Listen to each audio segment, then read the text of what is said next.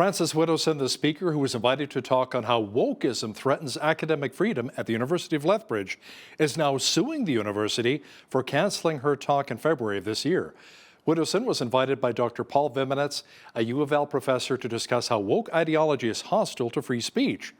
Now, some of the reasons the university says it cancelled her speech was for the safety of the diverse community and harm associated with her talk. Widdowson was a tenured professor at Mount Royal University until she was fired back in 2021. Now, despite the event being cancelled, Widdowson showed up anyway and tried speaking at the U of L atrium. She was shouted down by a large group of protesters. She then moved to an adjacent area and continued to lecture, but again was drowned out by protesters. The talk was eventually moved to an online forum later that evening. The Justice Center for Constitutional Freedoms is handling this case. To chat about why Frances Widdowson is suing the University of Lethbridge is the president of the JCCF, John Carpe, who joins us now from Calgary. John, whatever happened to free speech, especially free speech on campus? It's been dying a very slow death for the past 20 years.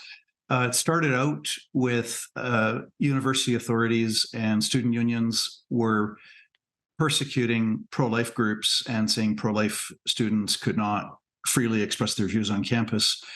And I warned at the time, this is 15 years ago, if we tolerate the suppression of pro-life speech, it's a cancer that's going to spread. And so today there's all kinds of issues and topics that you cannot talk about on a university campus. So the cancer of censorship has been spreading for the last 15 years. What kind of compensation is Frances Widdowson looking for in this case?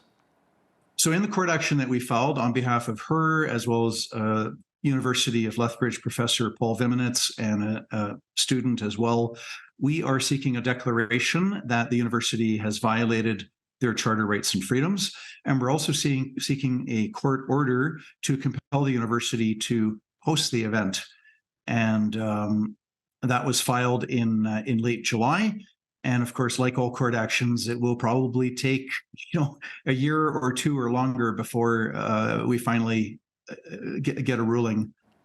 So what can we really do moving forward, John, in regards to protecting free speech on campuses across Canada?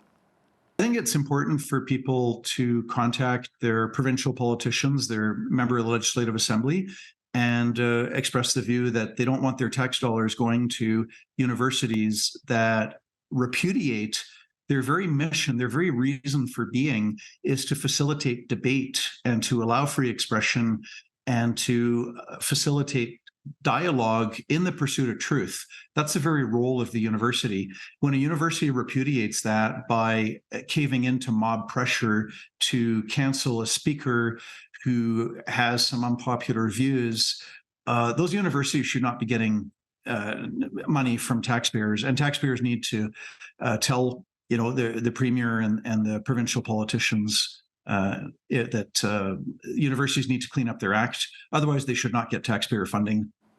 Thanks so much for your time today, John. That was John Carpe, president of the Justice Center for Constitutional Freedoms, joining us from Calgary.